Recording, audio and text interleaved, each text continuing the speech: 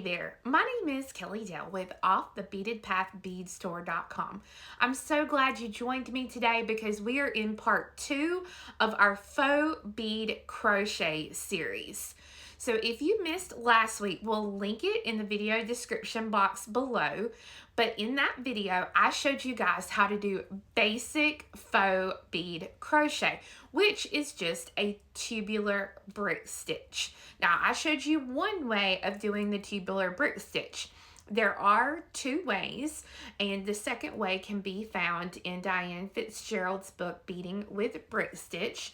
But this specific stitch, I love how it spirals and it gives us that look of bead crochet without ever having to pick up a hook. In today's video, what I'm specifically going to be teaching you is number 1, how to make your tube larger. Number 2 is how to follow just about any bead crochet pattern to make a project. And number 3, I'm going to be showing you how to connect the ends of your bracelets if you want to make a bangle out of your bracelet. So we've got a lot to cover. So let's go ahead and get started. The great part when you're wanting to find a pattern to do your faux bead crochet is that there are thousands and thousands of free patterns already online for bead crochet. You can hit Pinterest, you can hit Google, whatever you want, but there are tons and tons of free patterns. What you need to be concerned about are a couple of things. Number 1 is the circumference here of our pattern. So this one has 6 beads in our circumference. That just means how many beads around our tube will be. So there's 6. The next thing I want to look at here are my rows per repeat. So there are 13 rows in what they call a repeat. So let me explain to you what a repeat is. So if you look here, you will notice it says list of beads.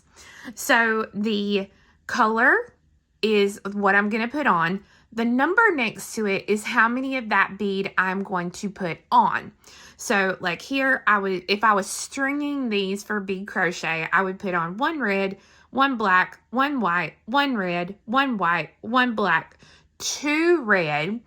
So you always have to pay attention to this number here along the edge, because again, this tells you how many you are going to pick up.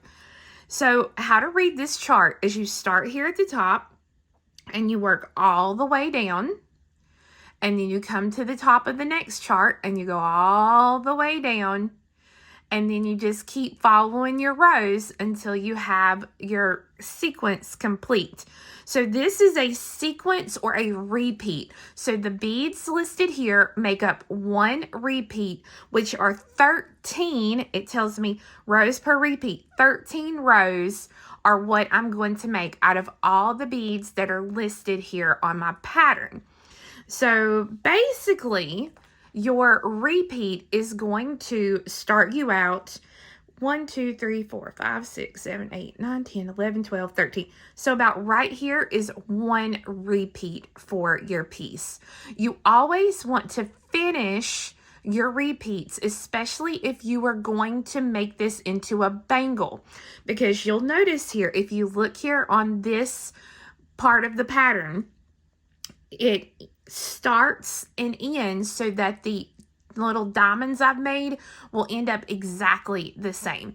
So this is just what it would look like if everything was laid flat here. And then what they call simulation, this is what lets me know what it's going to look like actually in the tube itself. So you can either follow this or this. To me, this is easier to follow, so I don't have to keep marking off my rows. Now, if you choose to follow what they call the corrected pattern, what you have to do is you have to start here in this bottom left-hand corner, and you will put all the beads. You'll do this row, and then like a typewriter, I'm telling my age here, like a typewriter, will start here and then come back. And then you come back to the row and go back. Each time you're coming back to this row and keep working back just like that. But What you're reading on here is the exact same thing as this here.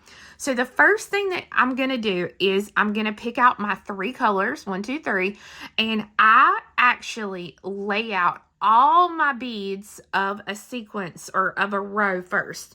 So I'm going to lay out in one row all of these beads right here that I have listed. So I wanted you to see really quickly, this is the color scheme you will get if you do directly by the pattern. This is red, black, and white.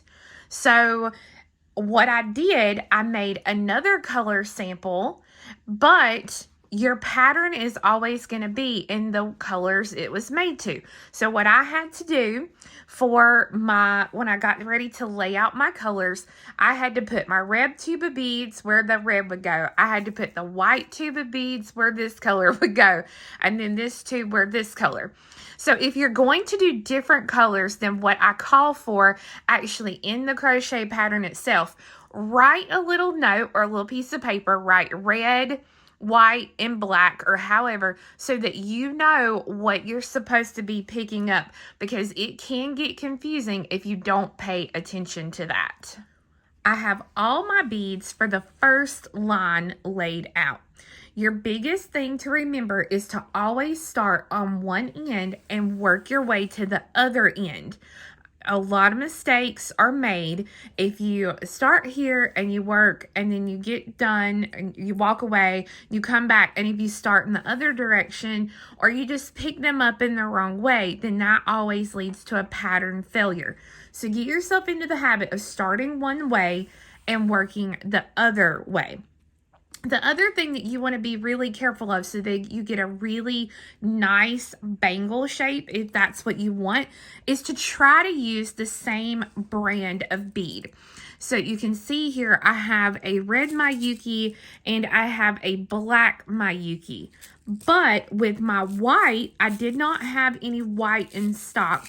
So I used a Toho in the white. But I tried to pick the white that looked the closest to the same kind of height and width as my Miyukis. Because here's what happens if you don't do that. And I deliberately, if I can find what I did with it, I did this deliberately on this one. I actually used 2 Tohos and 1 Miyuki. And the Miyuki is quite smaller than the Tohos. But let me show you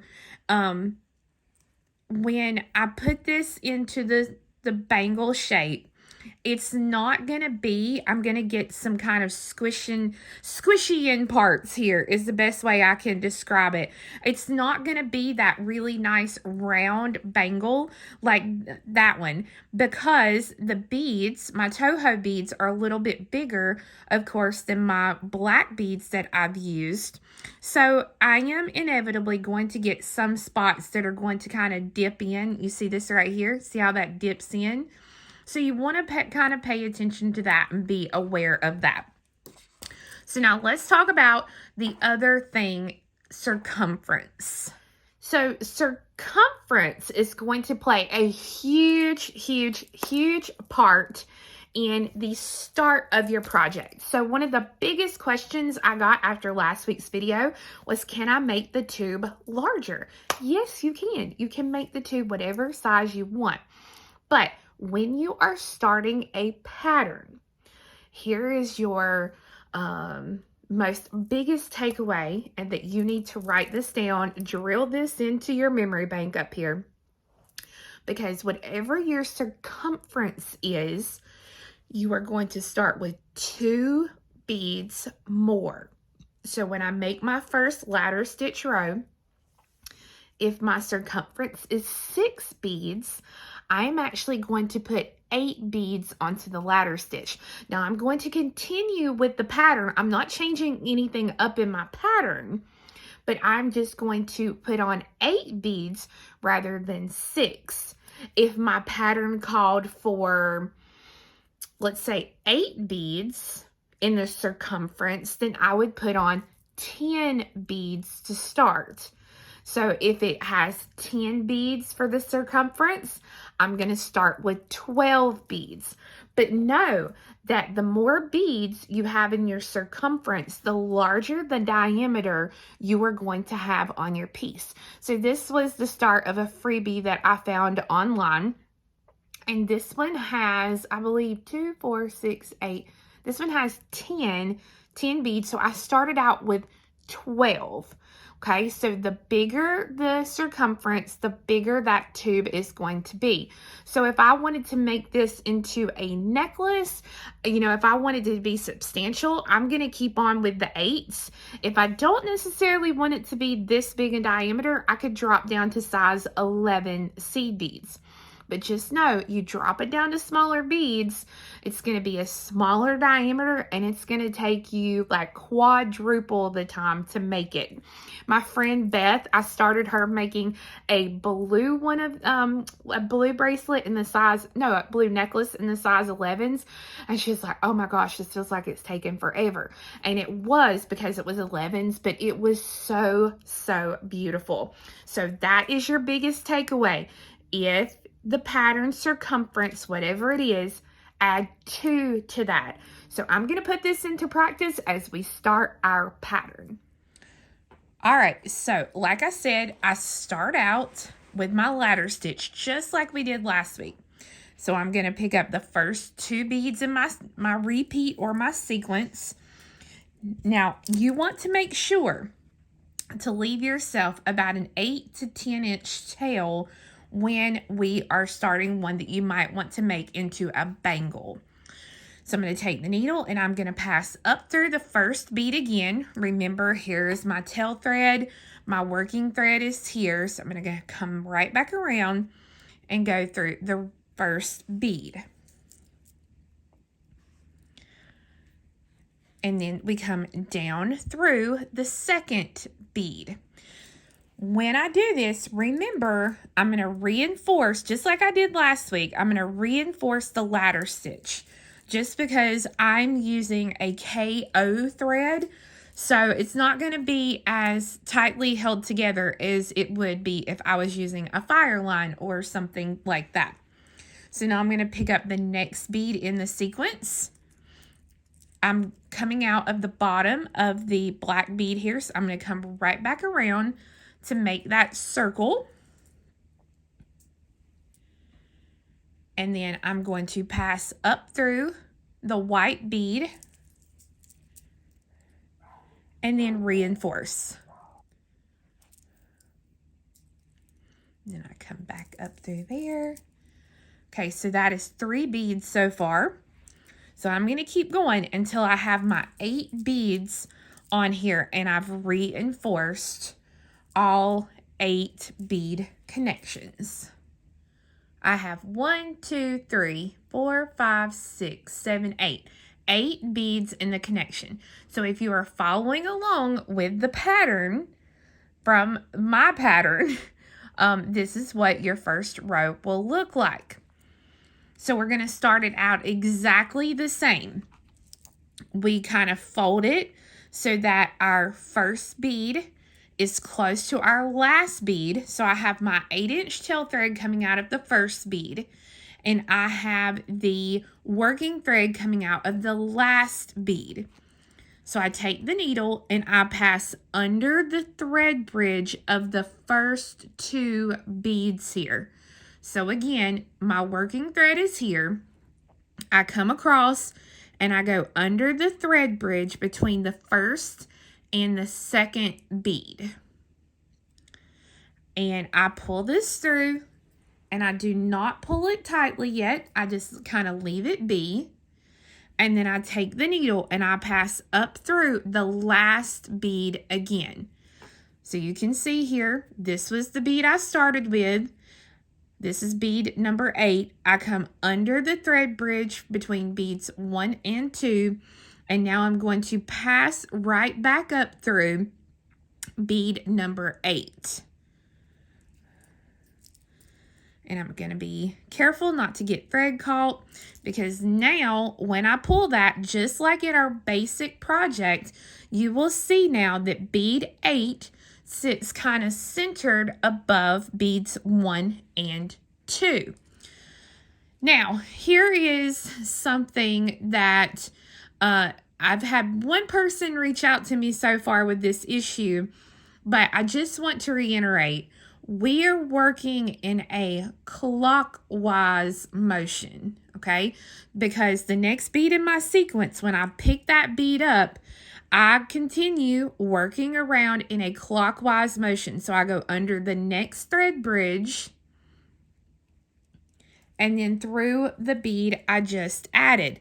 So we're not working counterclockwise, okay? We're not working back in the other direction. We're continuing to work clockwise. So I just pick up the next bead, I come under the next thread bridge, and remember, how you go under that thread bridge is going to be completely up to you and how you get used to going under the thread bridge.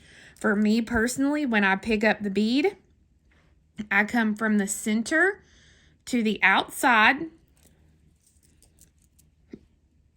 and then pass right up through the bead. The fantastic thing about this is, just like in our basic last week, there is no step up whatsoever. We can just keep going under thread bridge after thread bridge after thread bridge until we get it to what we want. That is the fantastic thing about it. So you're going to be able to start telling, especially after this first row of beads that you're adding, you're going to be able to tell if you are doing the pattern correctly. If the pattern looks off, then this means that you have missed a thread bridge, or you've gone under the same thread bridge multiple times and you should not have.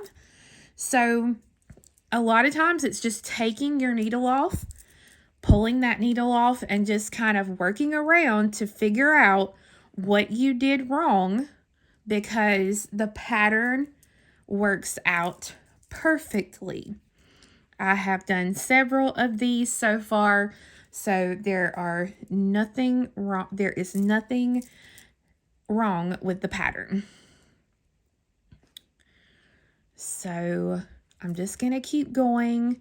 And you can see I've not done any sort of step ups. I'm just stitching along. So I'm going to finish out my little repeat here of this first row, and I will let you see what it looks like at that point. At the end of that one row of the repeat, this is what my piece will look like. So after I finish that row, I go ahead and I lay out all the beads for the next row.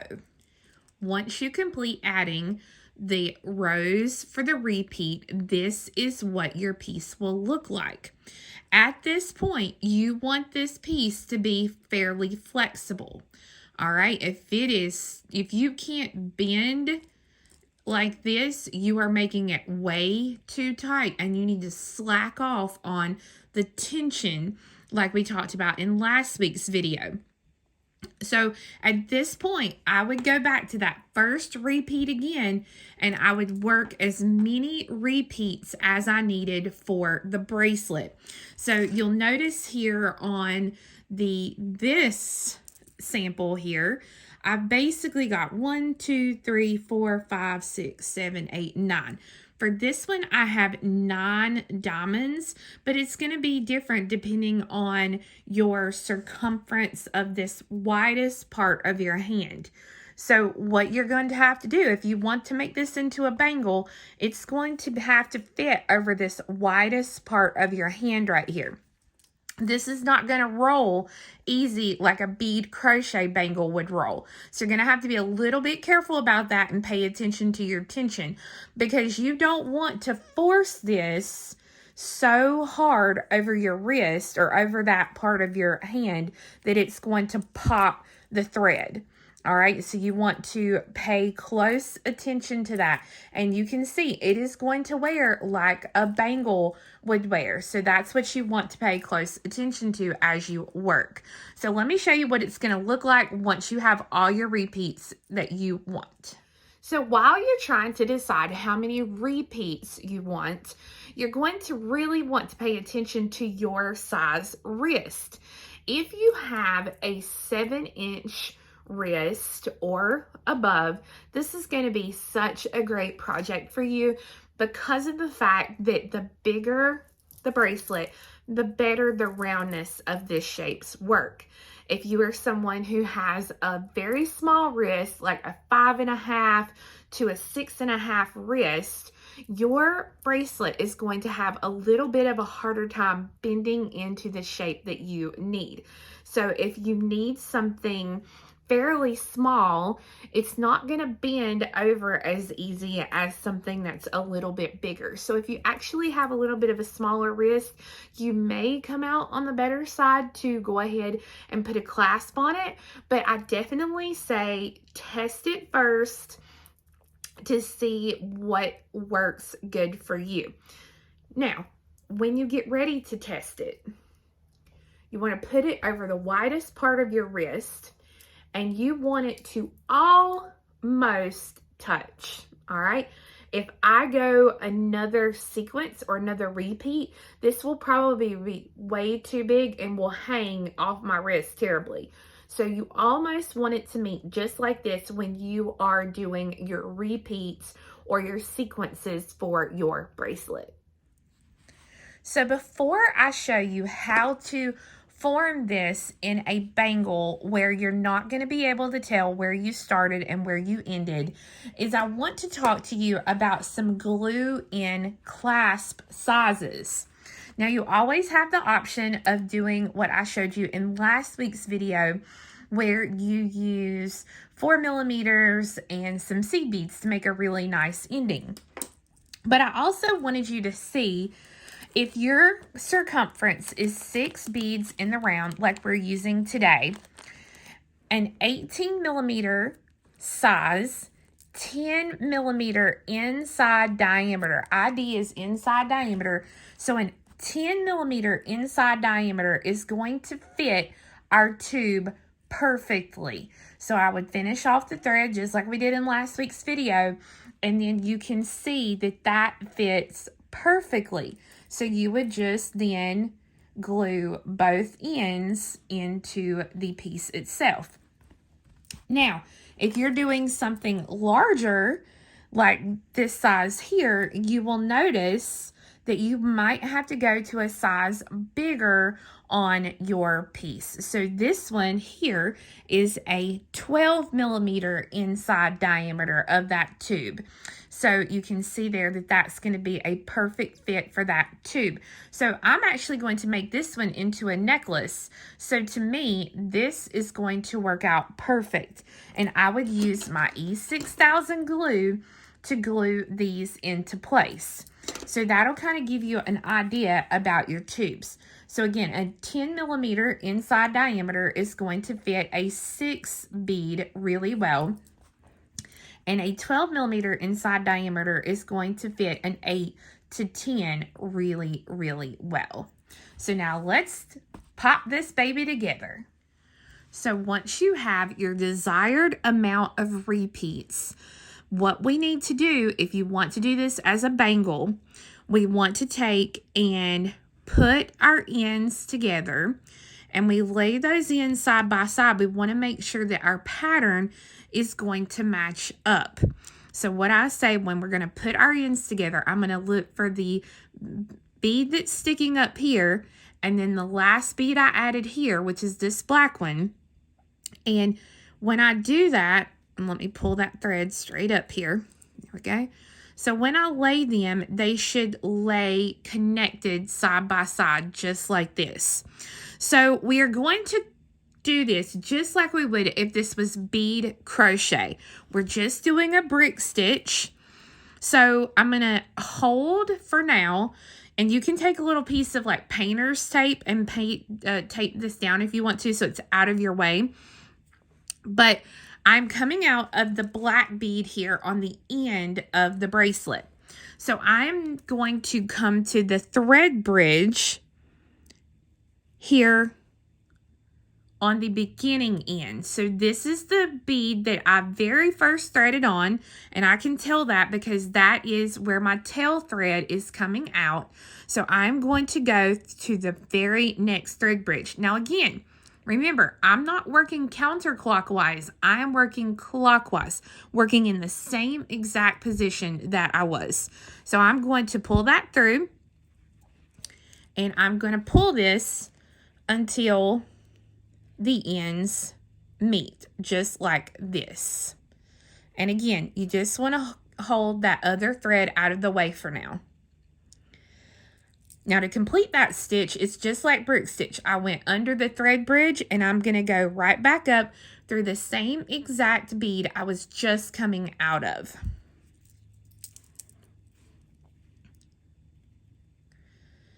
Now I'm going to pass down through the very next bead, right next to the black bead there. I'm coming through the very next bead. Remember, I'm working clockwise, so I come down through the bead. And then if I kind of hold this away, you can see I'm going to go under the very next thread bridge. So I started out with this thread bridge. So I'm coming to the very next thread bridge, and I'm going under that thread bridge, pulling it tightly here. Oh, you feel like you need 12 hands. And then back up through the same bead I was just coming out of.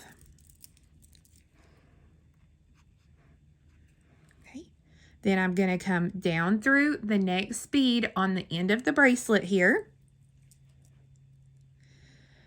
You hold it up, pull it away from each other. I can see my next thread bridge there.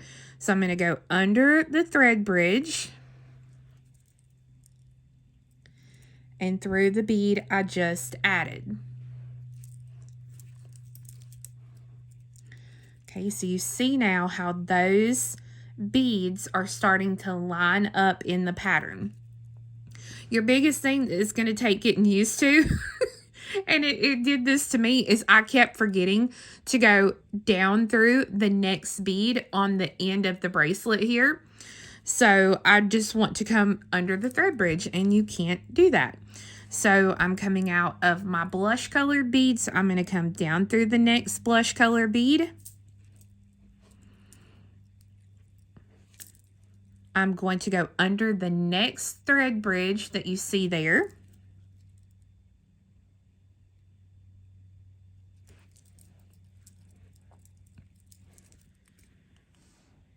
And you see there now how that's starting to go together.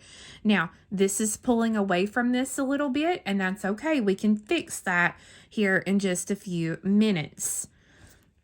So now we go back up through that blush bead again. Come down through the next bead, which is going to be my turquoise bead. And if I kind of lift it to the side right here, I can see that next thread bridge. So I go under it.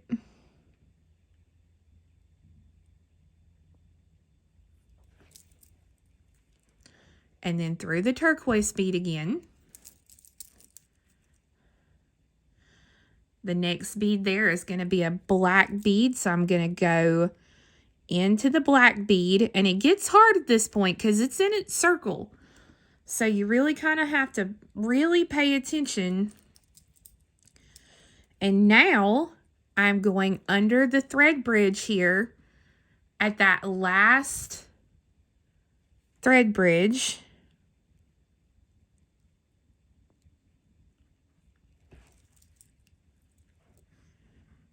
And then I'm going up through the black bead again that I was just coming out of. Yeah. There we go. So at this point, it's completely together. But like I said, you can tell right around here where it was pulling apart because we had to pull the thread really, really tight. So I'm going to show you how I fix that. Now you can see I've got the bangle there. But with this thread that I have here now, what I'm going to do is I'm going to pass through beads, kind of locking beads into place. And let me hold it this way. So you can see the black bead here that I was just coming out of, like that finished my row. So now what I'm going to do is I'm going to come down through the next black bead. And then once I go through that bead, I'm going to kind of grab a hold of that blush or that rose color bead. That was the very first bead threaded on. So I'm going to kind of grab a hold of that bead. And now that really locks that into place. So at this point, I can just stitch around through to come out here and fix this. But what I'm going to do is I'm going to pull this out one more time, and I'm going to show you this connection one more time. All right, here we go again. I have my needle exiting the last bead that I threaded on for the repeat.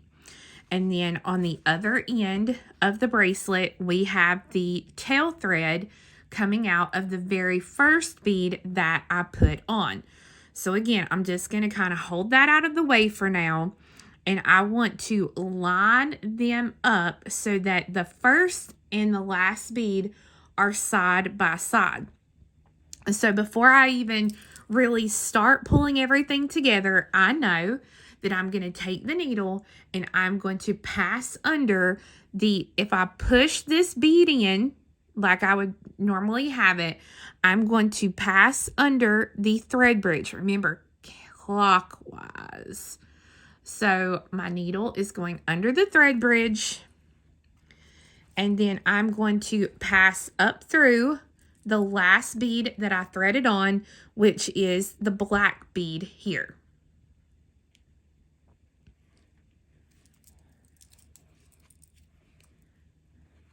And then I'm going to take the needle and I'm going to pass down through the next bead in my piece, which is that turquoise, and I'm leaving it kind of open so you can see it right now. So I went under this thread bridge, so I'm going to take my needle and go under the very next thread bridge. And now I will pass back up through that same turquoise bead that I have. I'm going to pass down through the next bead, which is going to be this blush color. And pulling it back, you can see I'm going to go under that thread bridge.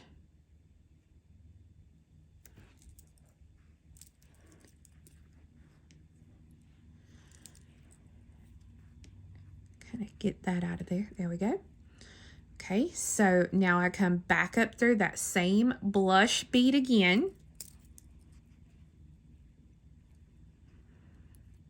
Come down through the next bead.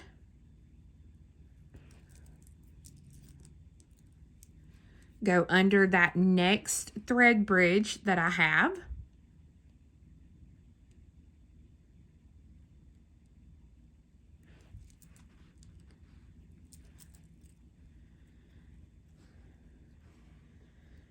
And then up through the blush bead again. So you can see how that pulled that into place. And I'm just going to kind of twist the tube a little bit so it's a little bit easier for me to get to. Now I go down through the turquoise bead. Go under the next thread bridge. And then up through the turquoise bead again.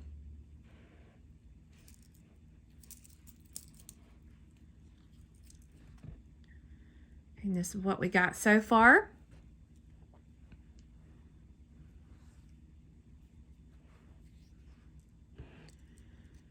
Down through the next bead, which is going to be the black bead there. And I'm going to do this all at one time if I can. I'm going through the black bead, and then I'm going to go under that last thread bridge, which is going to be under that very first bead I added. And then back up through that black bead again. So technically that is the connection, but I want to really make sure that this first bead is pulled in tight. So I'm going to come and go through the next bead, which is going to be the black bead here. and I'm going to pass it through. I'm going to kind of push in that blush color bead, pass it through the blush color bead. It's hard to see in the tube now. There we go. So that now that bead is completely connected into the connection now. So besides this little part right here where the thread is pulling, you can't tell where I started and where I ended on this piece. But we want to fix this right here. This is just where the thread is pulling because I just did not pull that connection and this really nice and tight. So what I'm going to do now is I'm going to use my same working thread and I'm going to pass through the beads. Remember, it doesn't matter how you pass through them as long as you don't see the thread on the outside of the bead. So I'm going to pass through them until I start to get to the part of the pattern where it looks like it is pulling away from each other. And then I'm going to start coming in here and passing through these beads so that I can then pull these together a little bit more. And the tension will look a little bit better. So that's why you want to kind of keep your tension tight as you're doing the connection. Like I said, I left mine loose because I wanted you to be able to see what you were doing. So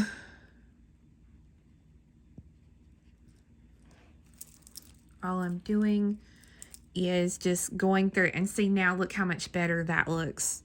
That looks so much better. Just going down through. And all this is doing as well, this is helping your connection of your piece because that's going to be your weakest point in your whole piece. So this just helps my connection to stay really good and tight as I want it.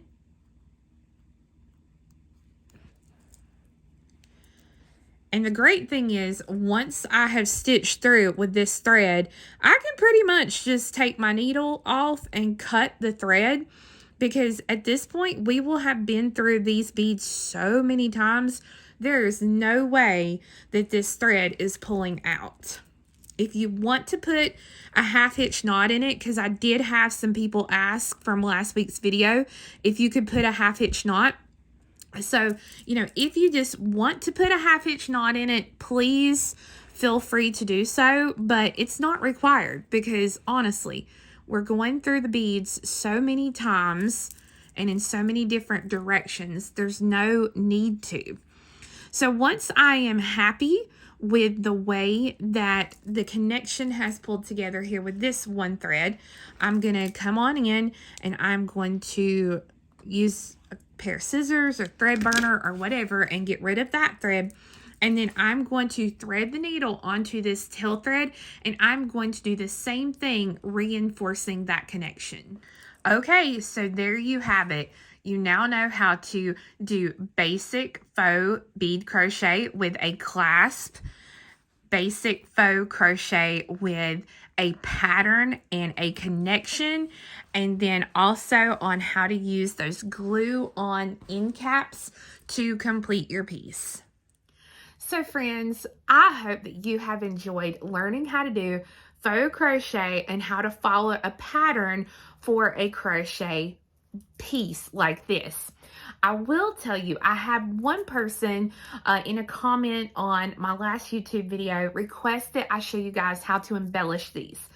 Honestly, after I have gone through and done these fun patterns, I would never want to embellish over that, but I know that there are some of you who would want to. So your beads, when you crochet, faux crochet them, are sitting at a straight up and down angle like this. So to add embellishments, you could come out of a bead, pick up a few beads and go back through the same bead to make little loops. You could take and put different beads in. So like right here in the center where I have the little black bead, you could put a little 3.2 or 3.4 drop in there. You can always, substitute. Somebody in one of my Facebook groups actually did this, and she put in little 2mm fire polish beads. I mean, honestly, just play and have such a good time with this, because this really is a fun stitch to do, and I cannot wait to see what you guys do with this. Now, I did want to show you really quickly, because I found this this week. This is a crocheted necklace that I did, and honestly, I mean, you get that same exact look with our faux crochet versus regular bead crochet. So again, I hope you guys enjoyed this. Next week, I'm going to be showing you a pendant that will hang off a faux crochet necklace so beautifully. So make sure to come back next week as we continue learning some new things and just making it 2024 the best year ever in our beading journey. So you guys have a wonderful week, and we'll see you again next time. Bye-bye.